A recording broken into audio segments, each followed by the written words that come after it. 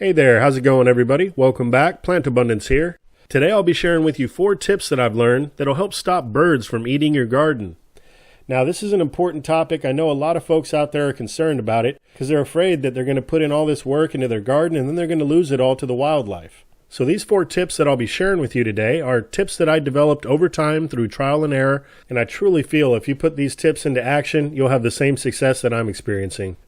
So the first tip I'm going to share with you, and I'll be listing these in order of importance, is to install a bird bath in your garden. I know it sounds counterproductive, right? You don't really want to attract more birds into your garden, do you? Well, what I've come to understand over time is that all the birds in the area are thirsty, just like you and me, and they don't always have a proper place to go get a drink. So my theory is that by providing these birds a nice, fresh, cool drink of water, you're satiating their thirst, and therefore they're not as prone to go peck at your fruits. So I personally have put this idea into practice and I'm getting amazing results. So give it a try. Bird baths can be extremely cheap, easy to build on your own. You can go to the shop and buy a nice beautiful design. Whatever it takes, just get one installed in your garden. And don't just set it and forget it. Remember to change that water out. I personally change the water out in my bird bath at least once a day, most of the time twice a day.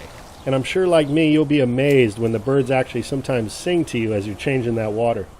Alright, so the second tip I'm going to share with you is to plant abundance. That's right, plant more than you need, plant lots of variety. That way if one of your plants gets attacked by birds or other wildlife in the area, insects, or even disease, you've got a backup. And hopefully you even got a backup for your backup.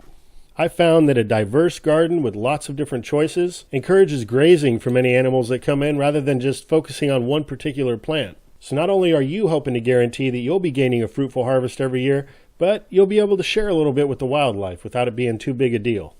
The third tip is to plant low-growing trees, dwarf fruit trees. The reason for this is birds like to stay up high, out of reach of human beings.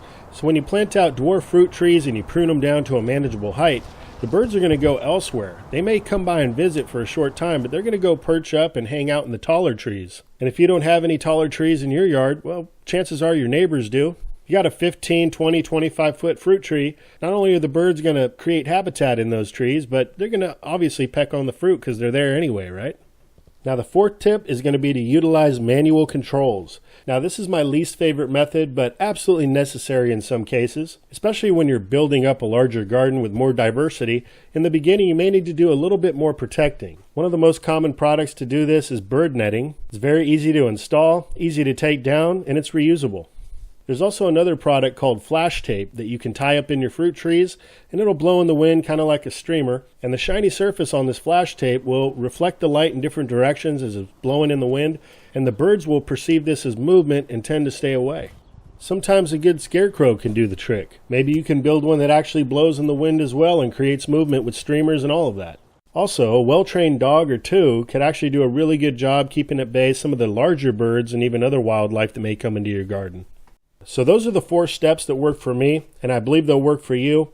On a side note, I just want to mention that, I'm very much willing to share some of my harvest with the wildlife in the area.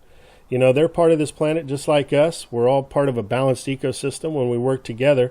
And in a lot of cases, us humans have come in and we've occupied some of the open space land, and it's easy for us to forget about all the rest of the wildlife out there and how interconnected everything is and how a balanced system is really going to take that into account.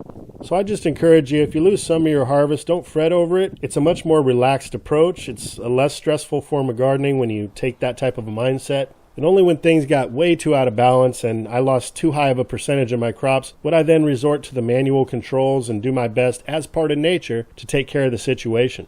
And just remember, any challenges or perceived setbacks you have in the garden, these can all be chopped up to learning experiences that can actually help you to become the best gardener you could be, better equipped to handle these situations when they arise.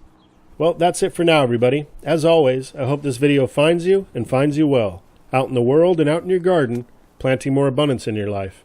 Take care, everybody. I'll be talking to you again soon.